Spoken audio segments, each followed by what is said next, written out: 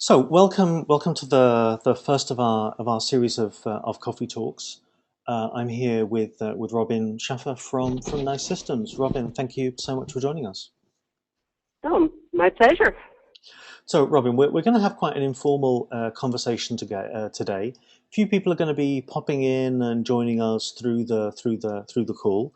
Um, but really, what we wanted to do in the call today was just have an opportunity to start a series of conversations where we're talking with you and other leaders in the analyst relations community. Firstly, about you and your career path, how you've moved into analyst relations, and then also talking a little bit about the Analyst Relations Forum, which obviously you're a member of the International Advisory Committee that's helping to prepare for that. And I think we'll probably speak for around half an hour, maybe a little bit less than that, maybe a little bit more, depending on what happens. So, Robin, let me first introduce you. I mean, obviously, lots of people will know that you're in that analyst relations role at Nice, and obviously, you've been at Nice now for I think it's 10. Is it coming up for 10 years this month? I think it is, Yes, isn't it? actually, my 10-year anniversary is any day now. Wow. Well, congratulations. That's an amazing accomplishment. But obviously, it's nothing compared to the dozen plus years before then that you were at AT&T. Yes. So that gives you a really different perspective, I think, from lots of people because you've been on that side of really pushing through, vertical strategy and really trying to get away from selling in a product way to really selling in a much more client Hmm. focused kind of way, in a much more holistic way. And then at Nice, obviously, you were in marketing communications for several years there and really pushing through, events and marketing strategy, and then coming into analyst relations after that experience. I really guess that must have given you quite a different perspective from the way that other people, that many other people are bringing with their backgrounds into analyst relations. Um, Yeah, I would say that that's a really interesting point, and I never thought of it that way. But certainly, I've been doing analyst relations for 6 or 7 years, and as you mentioned before that, I had all kinds of roles, pretty much everything you can do in B2B marketing, mostly focused on field, some shape or form of field support. So I've had a ton of experience working with salespeople, and I think that may be the piece that I find on a day-to-day basis brings me the most value and the most insight into what AR can bring. and I wonder, does the fact that somebody with your background and experience is put into an analyst relations role, I mean, what does that say about nice systems? Because I don't know. I mean, it could be, that it could be like an expression of strength that they show that analyst relations is something that hugely benefits from being aligned to messaging and having people with logistical strength and so on, or it could be that they think, wow, we really don't really know what's going on in analyst relations. We need somebody who's like a Swiss Army knife and who can do absolutely everything. And oh goodness me, we need to cover our bases. What was the context for Nice, and what was your route into doing analyst relations there? It was definitely the latter. When I started, there was no analyst relations program. It was, or what it was completely reactive. So an analyst was doing a report, we would respond. They would reach out to us, and we would respond. But there was no thinking of analyst AR as a strategic part of the marketing toolkit. I had been with Nice for 3 or 4 years in a bunch of different roles, and I think I had proved myself, capable of taking on challenges, where there was nothing established before. So I think it was the fact that meaning the management, didn't really have a vision for what they wanted analyst relations to be, and they needed somebody that was going to create it for us. And they saw me as somebody that could do that, and I do think that the variety of background was certainly part of why they tapped me on the shoulder. And were there I mean, obviously that's a very challenging situation. I mean, to come in with all of that experience and then suddenly to have all of that experience brought to bear in in such a focused area, I could imagine that could be quite frustrating. But then, what did you find? So, what did you find was the biggest challenge when you came into the role? And then now, what do you think is the biggest challenge now in activities for analyst relations people? I mean, is there a difference there between how it was and how it is, or maybe for your individual Well, experience and the broader experience of the community? it's a great question, and I don't know that I can speak or my experience can speak to changes in the analyst relations role, in general, and we all know that that role has changed. I can say from my perspective, it's wildly different because I would say the first 2 years even, I was just trying to figure out what analyst relations really was and what I was supposed to be doing because I wasn't getting any guidance inside my company. As I mentioned, there was no vision for what AR needed to be, and there was no guidance. And I stumbled around and luckily found, a few resources, the opportunity I had to connect with other AR people or, best practices, kinds of resources that were out there, some, ebooks. I did take a class. So I was stumbling for the first couple of years, really figuring it out. I would say the last, then I kind of, it was on kind of had it built, and it was on, I would say, kind of an autopilot where the viewpoint of the company was it was good enough, and there wasn't a view that there was a lot more value we could get out of it. So I was kind of on maintenance mode. And then the last couple of years, I've had a very visionary leadership, some changes in leadership that totally gets what AR can be and has inspired me to take it to, quote unquote, the next level and turn it into something that is, what's the word I'm looking for? A little bit passive to something that is really aggressively looking at how AR can build and show value, very tangible value to the business. There was no emphasis on that before a couple of years ago. And I definitely hear from peers, particularly at the AR forum last year, that that's not uncommon, that is going on with a lot of folks. So I've seen a huge difference in the 6 or 7 years. A lot of it, some of it, just my growth, trying to work alone and piece this together, and part of it, new management team that that got it and challenged me in a way I hadn't been challenged, to deliver value.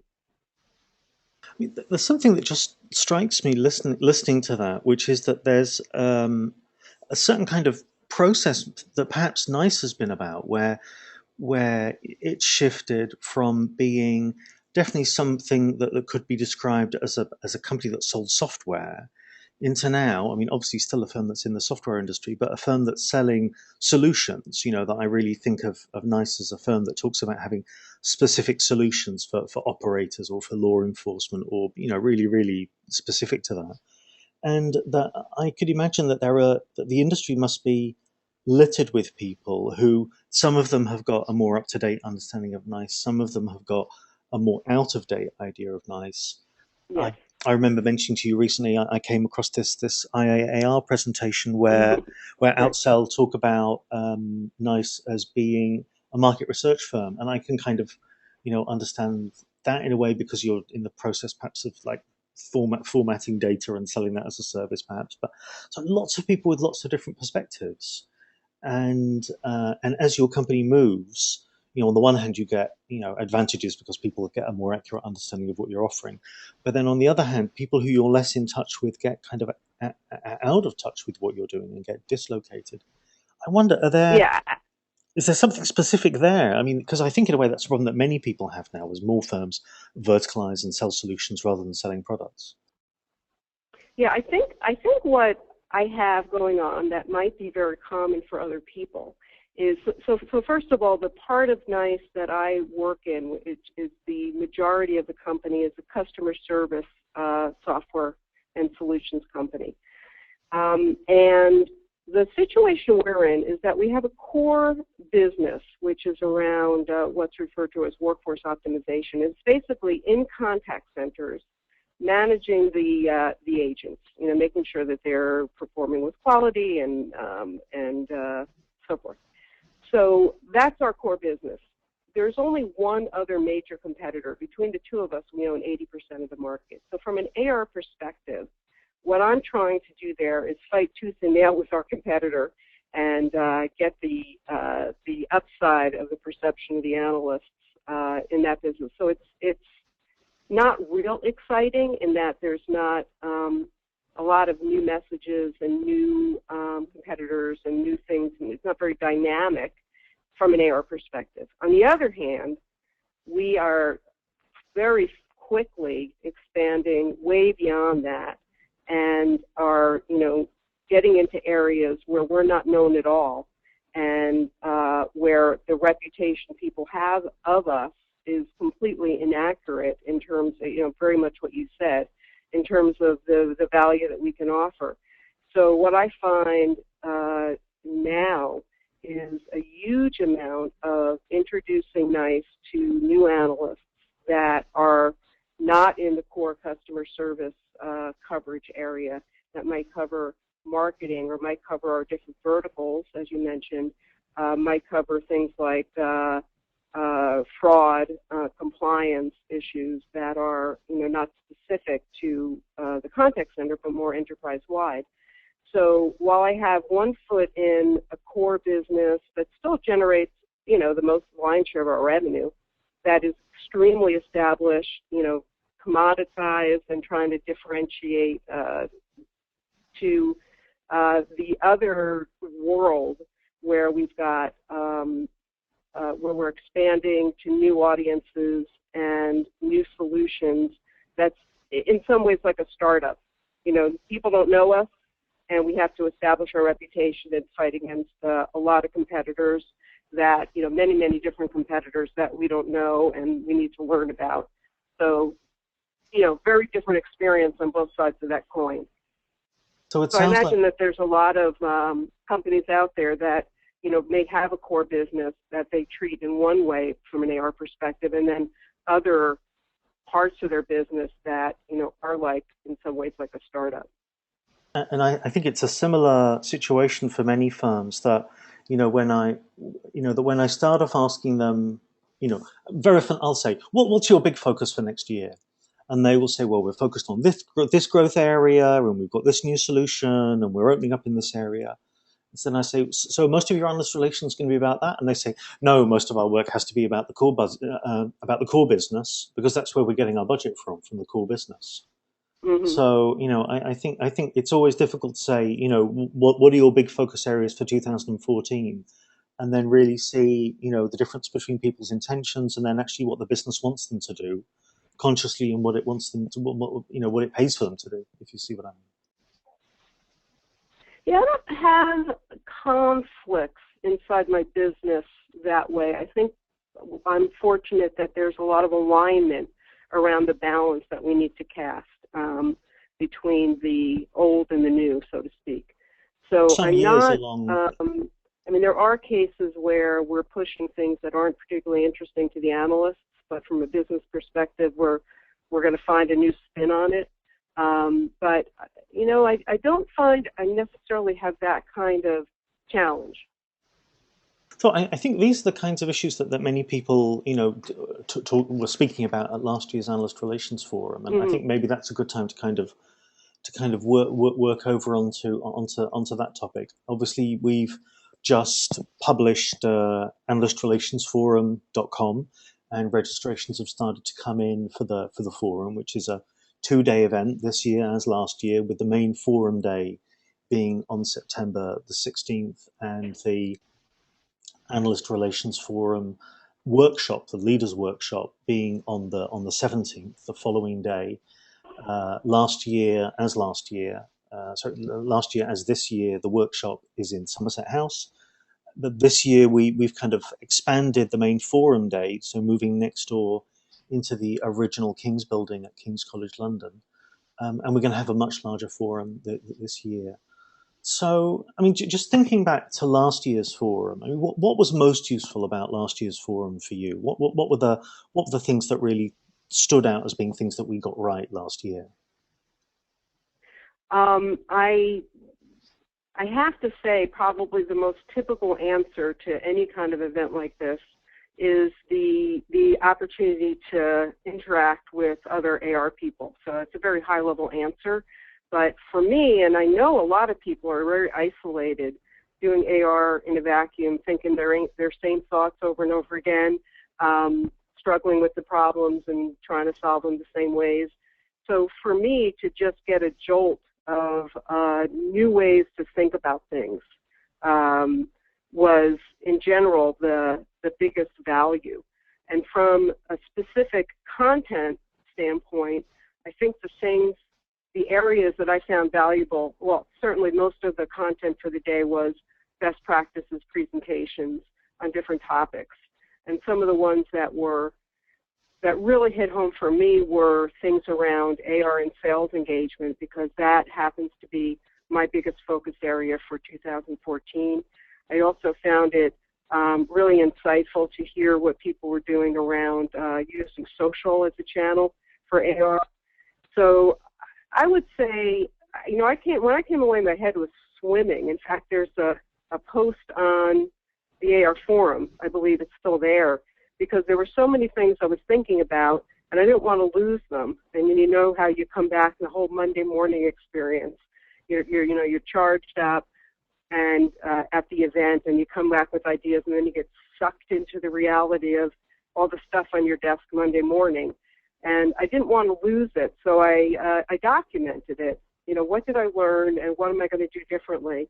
And that really did help me carve out my objectives and plans for 2014. One of the things that we've been very lucky about is to have had some fantastic sponsors for the event, and because of that, we've been able to keep the event free. So already this year we have 3 sponsors: HFS Research, Greyhound Research, and Nelson Hall, that have signed up again for a second year, and that allows us to really think a little bit more expansively about how we can perfect the AR forum. What we could do to improve it. And as you said, one of the key things is the ability to meet people. And the plan is that this year's forum will be about 50% bigger than last year. So that's many more connections and much more value in the network of people that we're bringing together. But what else could we do to make the forum more perfect? What would a perfect forum look like for you? Well, first and foremost, it comes down to the topics, that we cover. And I would say the fact that there would be topics covered that are aligned with the things I'm hungry to learn about, and they still continue to be, as I mentioned, the whole alignment with sales. So whatever that is, that's going to be different for each person.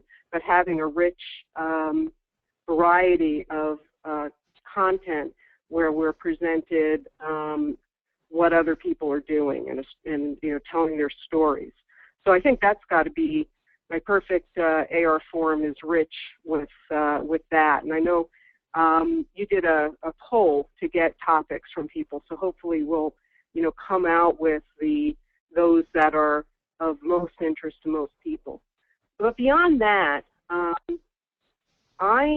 perfect forum for me would have a structured, without being corny, way for people to get to know each other better. Like, there was a lot of informal networking, chatting with people, but I really like when there's some kind of introductory process where you really get a little bit more in depth with everybody in the room. What are something like sharing what your expertise is in and what you're looking to learn. Now, if you got that from everybody in the room, you might really be able to zero in on the people you want to network with. So I would love to see that in a perfect forum. And then I'm always really big on the opportunity to take, you're overwhelmed, like I said, with, new ideas. And, in most events, we're kind of passive. You sit there, you sit for a day, you listen to great ideas, it's spinning around in your head. And I love the opportunity to talk through those. Like maybe, some of the events I've gone to that I've liked the most have had a part of the day where you sort of chew on what you heard with other people, and you hear what it means to them, and you think through and process what it means to you. So you're kind of getting active with the information. So those are a couple of things, what a perfect event looks like to me. So I think one of the surprises that we had last year was that there was so much interest from outside the UK and even from outside Europe in attending the forum. So most of the registrations that we had were from outside the UK, and I think around a quarter, maybe a little bit more of the registrations that we had were from North America. Now, I know that one of the things that you're trying to do is get together people to organize some local US networking meetings. So, of course, it really depends on there being a critical mass of attendees and of people willing to organize them. But what are your plans for those ideas? What would you like to see happen, and how can people help you if they're interested in trying to make those local meetings happen? That's something I'm really excited about because, as I've, talked about, I obviously got a lot of value out of the AR Forum, looking forward very much to it coming up next year, and would like to do that more, would like to have more of that opportunity. And so I thought I was really interested in having something in my area, and that's New York, New Jersey. So I kind of took the steps to reach out and, identify, Duncan helped me identify a couple other people in my immediate area, and we're going to look to just hosting something informal, maybe a presentation, a little food, a little schmoozing, not a big production, but a chance for people to get together locally and meet each other. And then there seemed to be interest in other areas. So I'm kind of de facto trying to help organize, which I'm really happy to do, and find people that want to run events. It looks like we might have one in Boston, in Silicon Valley, in Southern California, in Dallas. These are areas that have popped up that seem to be people, there's two things you need to have one of these. One is, as Duncan said, a critical mass of AR people. That doesn't have to be a huge number. I mean, I think even 5 or 10 people getting together is usually valuable, and somebody that's willing to organize it. So I'm still kind of reaching out. I'm trying to find those people that want to organize, and then of course find the people that want to attend and participate.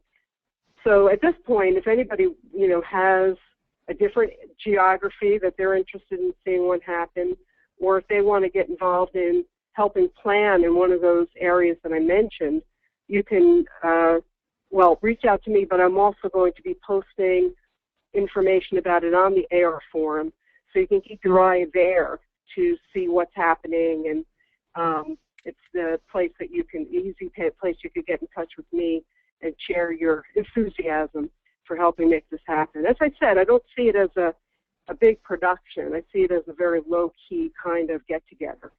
And we were, in my mind, we'd try to do it like in June. That sounds Maybe good. the beginning of June before people are off for the summer. Give us enough time to, kind of coordinate and get together. A good time before the AR Forum. So I'm excited about it because I know that there's a lot of people that can't, make the trip to the UK. And, if it works out and there's interest, it's something I'm willing to do on a regular basis a few times a year in my area.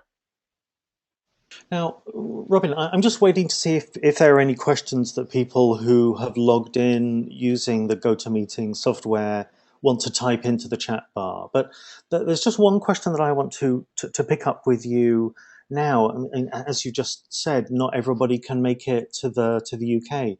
And one of the things that we are wondering is about whether the AR forum next year should be in the United States, or maybe we should think about having regional events, maybe something in North America and something in Singapore, instead of doing one event in Europe.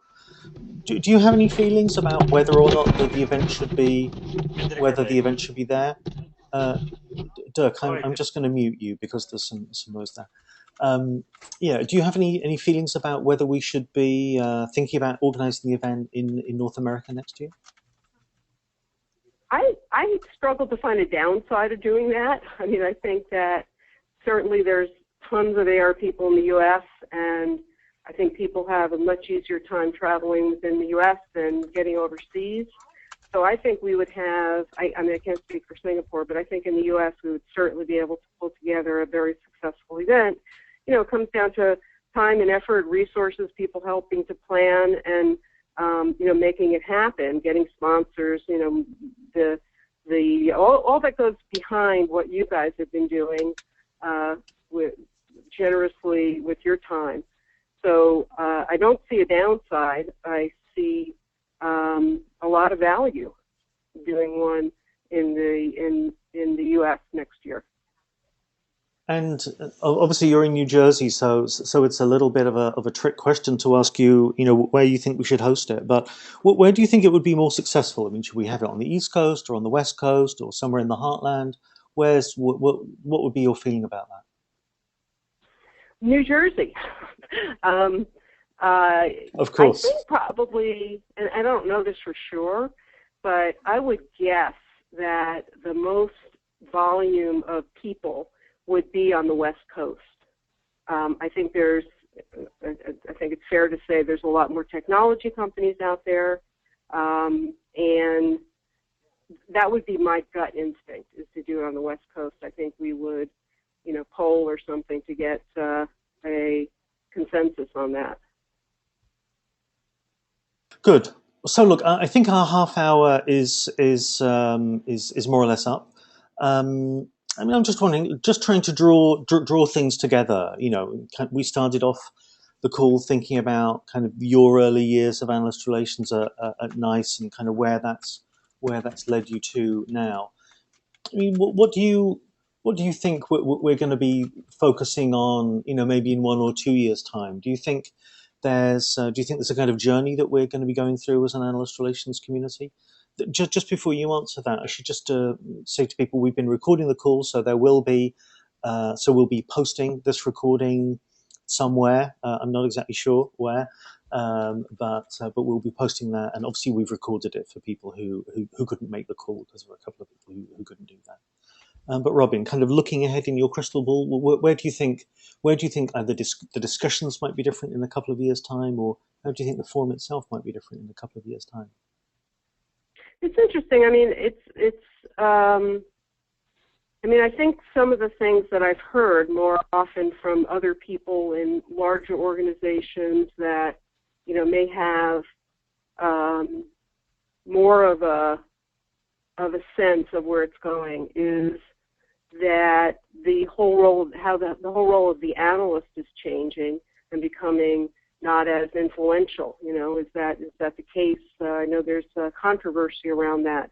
So how does that affect, how much we invest in these relationships? So I think that's a big question, and as time goes on, it'll be interesting to see the relationship between the analysts and the decision making at enterprise organizations.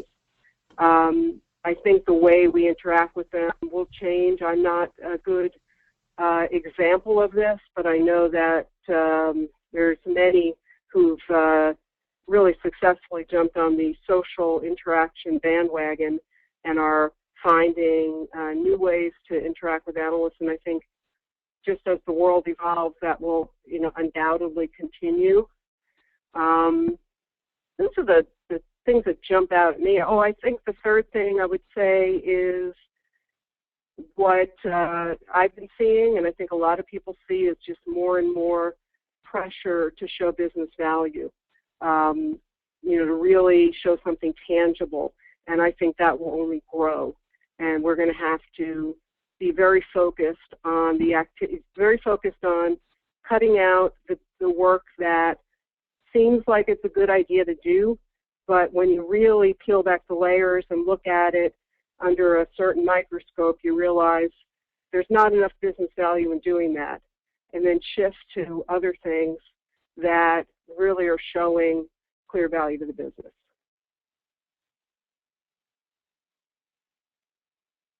Thank you so much. So just a couple of final reminders for folk. If you go to analystrelationsforum.com, you can